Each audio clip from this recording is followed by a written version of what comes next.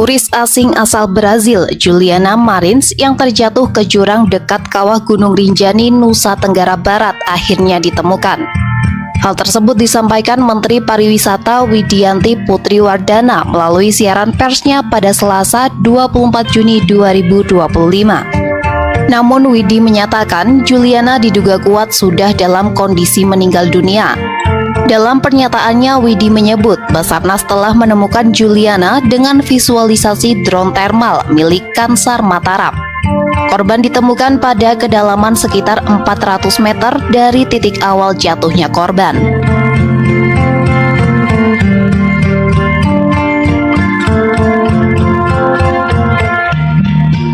Lebih lanjut, Widi mengatakan korban dilaporkan jatuh ke jurang dalam di area dekat Danau Kawah Gunung Rinjani. Ia diduga jatuh saat melakukan pendakian bersama satu pemandu. Enggak, pertanyaannya, ketika jatuh, terus ada yang nemuin, orang itu masih hidup, kok sampai telat sampai meninggal? Yang nemuin kan bukan tim Basarnas, yang menemuin awal kan sesama pendaki. Terus dia langsung turun nyari bantuan. Ya, kemungkinan begitu. Pemandu dan 5 peserta lainnya. Akibat kondisi medan yang ekstrim tersebut dan cuaca buruk Gunung Rinjani, Basarnas mengalami kesulitan dalam proses evakuasi. Sebagai tindak lanjut dari peristiwa tersebut, Widianti memerintahkan seluruh instansi untuk memperkuat prosedur operasional standar dan pengawasan pemanduan di destinasi ekstrim. Pihaknya juga mengaku akan terus melakukan komunikasi harian dengan keluarga korban dan kedutaan Brazil agar informasi yang diterima akurat dan transparan. Warganet Brasil ramai-ramai menyerbu kolom komentar di akun Instagram Presiden RI Prabowo Subianto, baik di akun pribadi Presiden maupun di akun resmi @Presiden Republik Indonesia. Warganet Brasil tersebut beramai-ramai meminta kejelasan soal evakuasi pendaki asal Brasil bernama Juliana yang jatuh saat mendaki Gunung Rinjani di Nusa Tenggara Barat. Selain mendesak agar Juliana bisa segera dievakuasi, beberapa warganet Brasil juga mempertanyakan kemampuan evakuasi Indonesia, termasuk ketersediaan helikopter. Dari pantauan Kompas.com, postingan Prabowo yang cukup banyak mendapat komentar dari Brasil adalah ketika dirinya sedang berpidato dalam Saint Petersburg International Economic Forum pada 19 Juni 2025 lalu. Sebelumnya, tim SAR gabungan dikabarkan telah menemukan posisi Juliana yang jatuh saat mendaki di Gunung Rinjani, Lombok, NTB. Juliana dilaporkan jatuh di tebing sekitar Cemara Nunggal pada Sabtu 21 Juni 2025 sekitar pukul 6.20 waktu Indonesia Tengah. Berdasarkan pantauan menggunakan drone thermal, Juliana terpantau tersangkut di tebing batu dengan kedalaman sekitar 500 meter pada pencarian hari ketiga, Senin 23 Juni 2025 pagi. Hari Sabtu baru Senin ditemuin. Oh, lama sekali ya? Itu mungkin yang bikin netizen warga Brasil akhirnya menghujat karena kurang tanggap mungkin ya. Ya itu kan ada banyak berbagai alasan. Ada terkendala cuaca.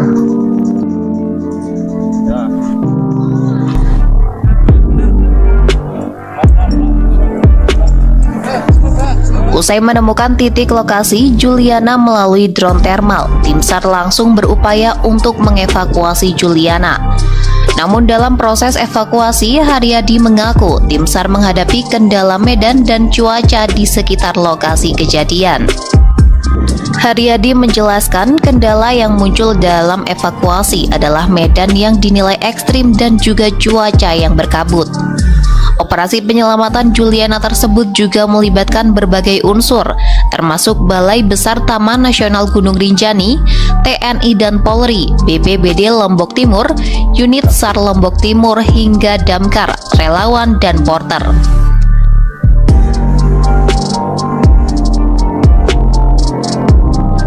Usai insiden jatuhnya Juliana, Balai Besar Taman Nasional Gunung Rinjani akhirnya memutuskan untuk menutup jalur pendakian menuju puncak mulai Rabu 24 Juni 2025 hingga batas waktu yang belum ditentukan. Dalam siaran pers yang dilakukan pada Selasa 24 Juni 2025, Menteri Pariwisata Widianti Putri menyebut Juliana diduga kuat sudah dalam keadaan tidak bernyawa.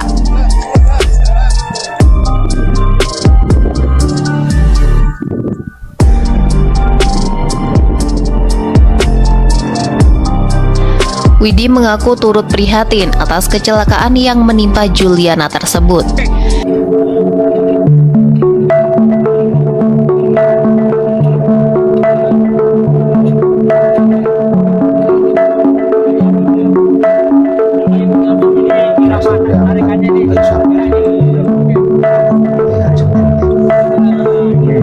Salah satu penyebab kendala cuaca.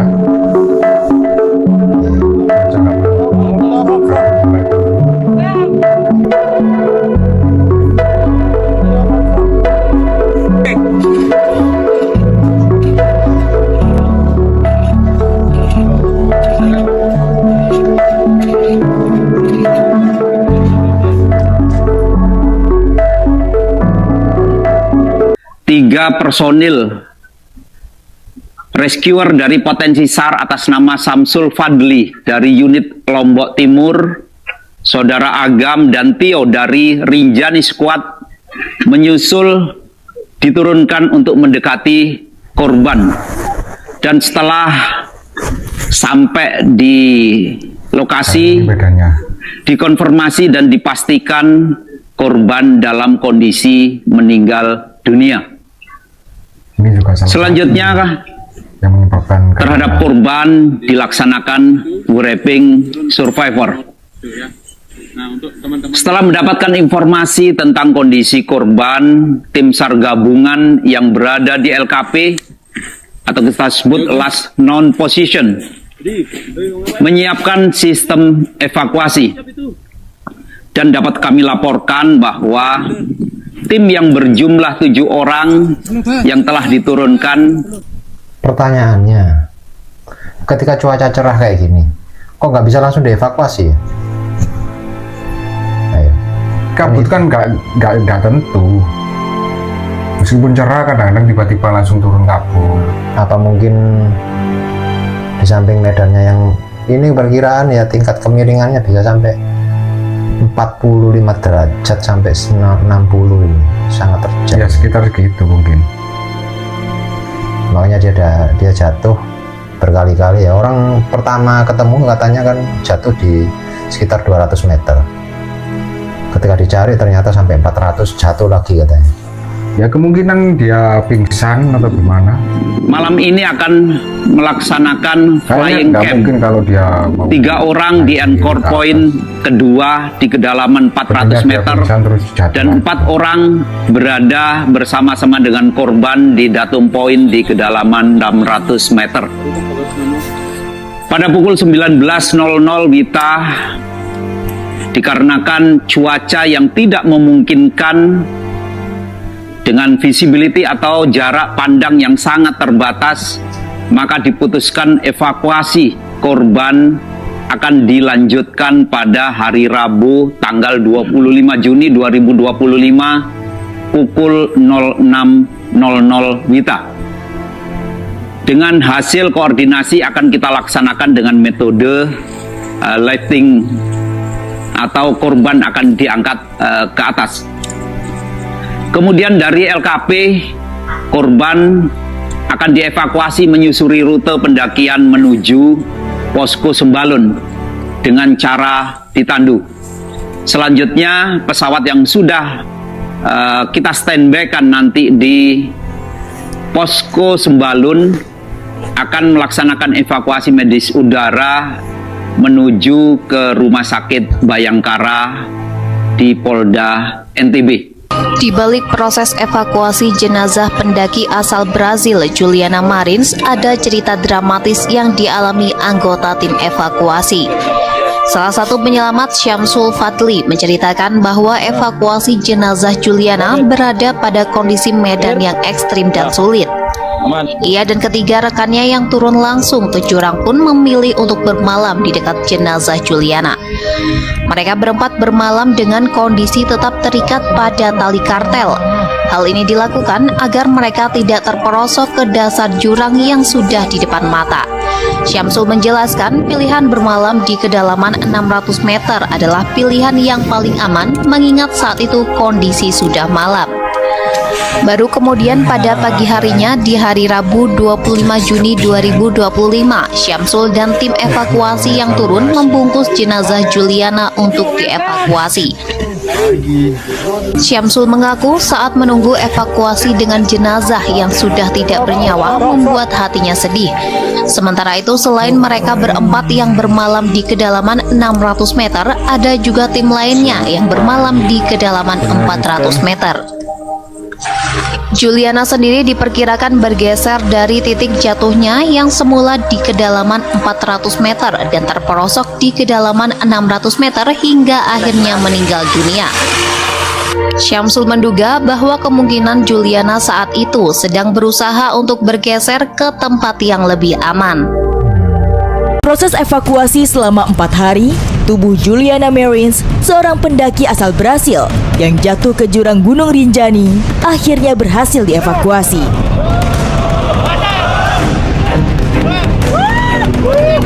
Sayangnya, Juliana sudah dalam kondisi meninggal dunia.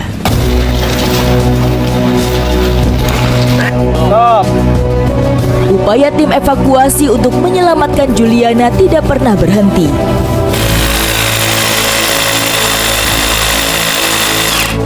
Malam ini kita memutuskan untuk membuat angkur-angkur dan kita akan menginap di sini di dekat korban. Ya, bersama kawan-kawan. Nah, korbannya di situ. Korbannya ada di bawah kiri saya, jarak 5 meter. Ada lampunya, coba bisa ke sana. Korban. Oh. Oke, lanjut. Selama berhari-hari, tim berada di sekitar lokasi kejadian dengan suhu yang ekstrim. Ya, inilah keadaan tidur di tebingan. Ya, mau mengevakuasi. Untung nggak hujan. Pagi. Nah, kepompong. Jadi netizen Brasil itu setelah tahu fakta seperti ini akhirnya agak reda bulian. Sebelumnya kan buliannya membanjiri kolom komentar di media sosial masalah kenapa kok lambat gitu. Jadi penanganannya lambat. Setelah tahu situasi tingkat kemiringan sampai 60 derajat, terus medan yang terjal jarak 600 meter dengan kabut. Awalnya kan netizen Brasil nyalain kenapa kok nggak cepat penanganannya, kan bisa lewat helikopter apa gimana itu. Setelah tahu kayak gini di live, ini keluarganya yang minta di live, akhirnya ya tahu sendiri banyak yang memuji perjuangan dari tim SAR ini.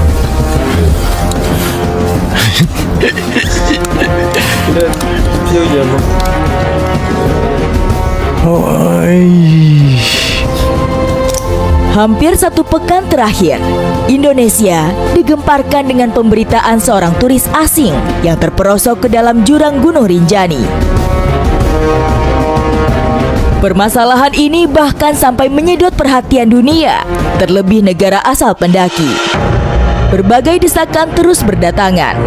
Media sosial presiden pun tidak luput dari kecaman terkait lambannya proses evakuasi. Juliana Pereira Marins jatuh sedalam ratusan meter di titik Cemara Nunggal yang diapit jurang saat mendaki Gunung Rinjani pada hari Sabtu 21 Juni 2025. Walaupun terjatuh, otoritas berwenang menyebut Juliana masih dalam kondisi hidup. Hal ini sesuai dengan video drone yang viral di sosial media, di mana Juliana masih terlihat bergerak. Juliana terlihat duduk di atas pasir dekat dengan mulut jurang di bawahnya. Tidak ada yang tahu persis keadaan Juliana. Jatuhnya dia di situ kan kayak landai kan itu tempatnya. Iya, kalau kita ngambil gambar dari atas seperti landai.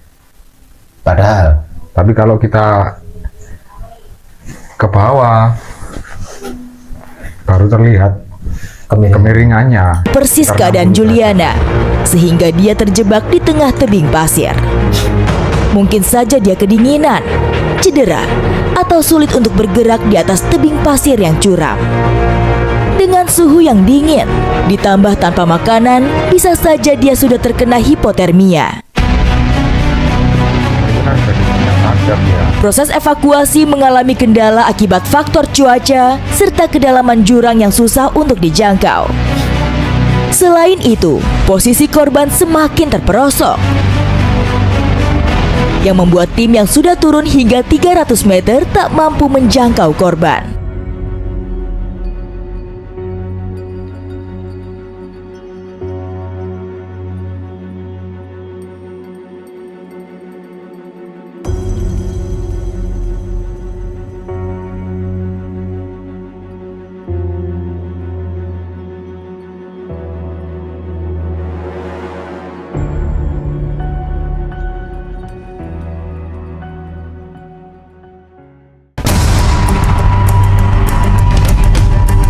Pada hari Selasa 24 Juni 2025, proses evakuasi kembali dilanjutkan.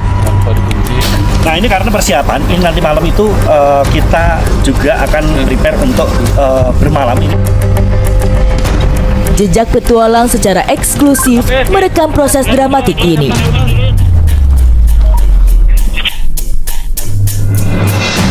Nah, sekarang kita sudah persiapan untuk menuruni tebing untuk proses evakuasi. Di sini ada Agam, saya sama Agam dari bawah tadi. Jadi ceritanya kan kalau dari berita Agam ini yang tim ahlinya nanti waktu kejadian, hari pertama kejadian itu kayaknya dia katanya lagi berada di Jakarta. Itu saya lihat di podcastnya Deddy Kobusir itu. Jadi waktu kejadian dia kontak-kontakan sama tim yang di sana, nah dia masih berada di Jakarta. Pertanyaannya, kenapa kok harus nunggu Agamnya? Ya, harusnya kan tim SAR kan sudah tahu semua kendala atau masalah di sana.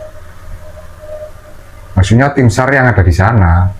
Nah, ini termasuk salah satu catatan ya buat pemerintah. Kayaknya mungkin kalau tempat wisata apalagi gunung yang ekstrim kayak gini harusnya dengan tingkat kunjungan yang sampai puluhan ribu tiap tahunnya itu, ya ini cuma saran aja. Jadi untuk pemerintah dimanapun tempat wisata itu kayak yang ekstrim-ekstrim gini harusnya lebih dipersiapkan lah. Segala antisipasinya itu harus masalah peralatan, tim ahlinya, SAR-nya. Karena kalau udah kayak gini kan ya memang perlu semuanya itu. Kayak bukan gini, hanya di Rinjani, di semua gunung harus tersedia. kayak gini kan jadi pemerintahan Indonesia yang jelek di mata dunia. Kok sampai lambat, meskipun ya memang apa nggak tahu keadaannya di sana gimana. Tapi menurut cerita itu kemarin saya lihat di podcastnya Deddy Kobusir bersama Agam, ini salah satu tim SAR-nya ini, emang dia untuk naik ke sana aja karena dia sudah expert, emang dia perkirakan harus bawa tali berapa puluh meter sampai minjem di temennya, minjem di mana gitu. Berarti kan tim SAR sana kekurangan juga gitu loh masalah tali temali itu. Dan ini kedalamannya kan sampai kurang lebih 600 meter gitu loh. Nah, ini termasuk jadi salah satu catatan buat pemerintah, di mana wilayahnya kalau ada tempat wisata ekstrim kayak gini harus benar-benar diantisipasi lah. dari tadi. Nah, ini ada teman-teman juga dari Basarnas, monggo silakan. Dari Basarnas, Bang Kafid. Kemudian dari Damkar, Bang Gunawan, ada juga Bang Botol, Unit SAR Lombok Timur. Unit SAR, ya dari Lombok Timur, Unit SAR. Kemudian Soka juga dari Unit SAR Lombok Timur. Kita akan menuruni segera karena cuacanya juga udah mulai berkabut. Kita akan segera siap-siap. Ternyata nanti juga saya akan bawa ini juga tas, karena nanti kemungkinan kita akan ngecamp di bawah juga. Jadi kita mempersiapkan perlengkapan di bawah.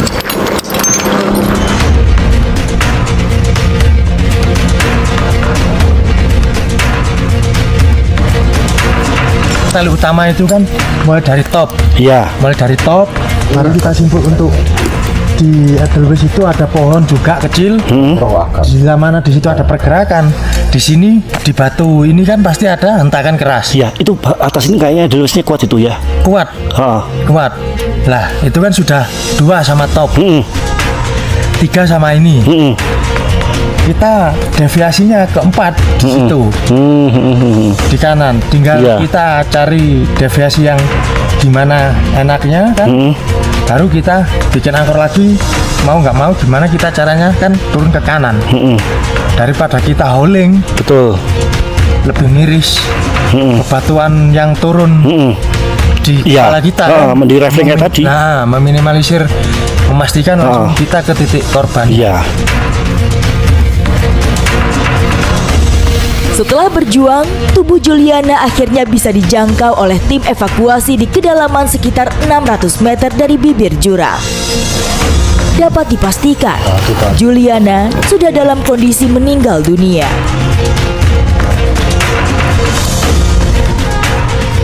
Oke, nah sekarang korban sudah di titik aman dan ini tim yang akan naik duluan dan saya, nah ini treknya seperti ini nih. Ya, tingkat kemiringannya. Dan kita akan siap yuk. Cuaca yang tidak bersahabat sempat mempersulit pengangkatan jasad. Tarik. 1, 2, 3. 1, 2, 3.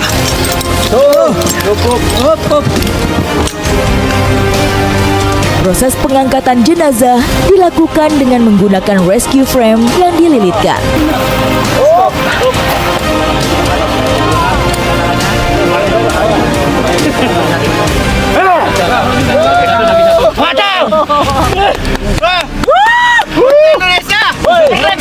Indonesia.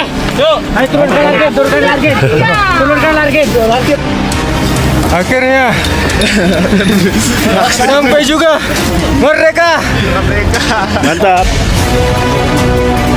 Jalur Rinjani memang terkenal sulit dan menantang. Salah satunya puncak yang dikenal dengan sebutan letter E.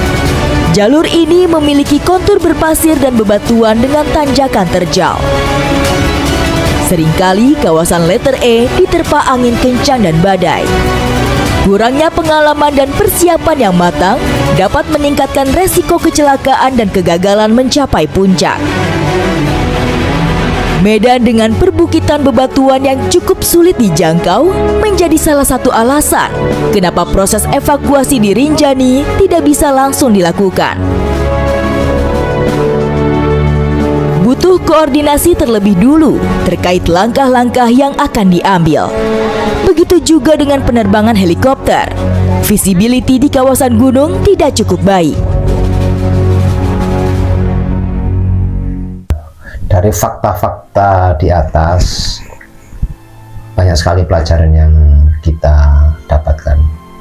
Yang pertama, kita sebagai masyarakat, ya meskipun kita juga beberapa kali naik gunung, memang untuk yang belum pernah naik gunung, hal-hal yang perlu dipersiapkan apa aja kalau menurut Mas Didun?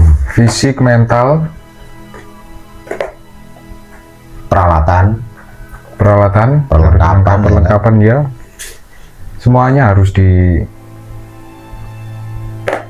dengan kejadian seperti ini kan masyarakat luar negeri ataupun Indonesia juga faktanya tahu kan.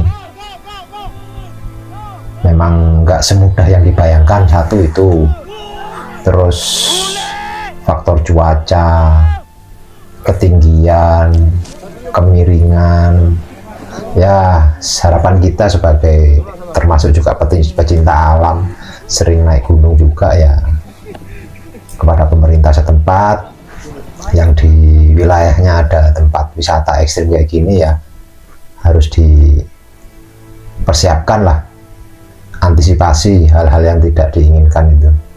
Karena kita juga naik gunung kecil aja bayar kok kita sekarang. Nah itu uangnya kemana? Nah itu nggak tahu. Oke lah, terima kasih. Semoga menjadi pelajaran buat kita semua agar kedepannya bisa menjadi lebih baik semuanya. Terima kasih. Wassalamualaikum warahmatullahi wabarakatuh.